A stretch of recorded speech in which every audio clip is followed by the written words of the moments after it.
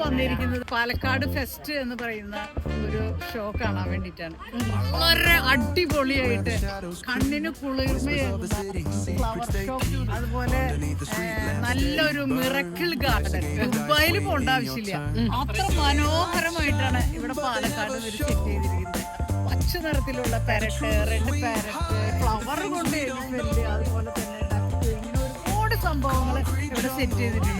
വലിയ ലോകത്തിലെ ഏറ്റവും വലിയ നയാഗ്ര വെള്ളച്ചാട്ടം വരെ ഇവിടെ അവർ സെറ്റ് ചെയ്തിരിക്കുകയാണ്. ഒരിക്കലെങ്കിലും ഇവിടെ വന്ന് കാണുക.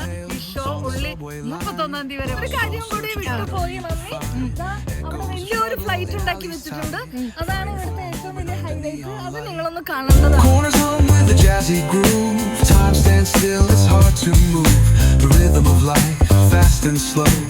Navigate the maze, let the story flow.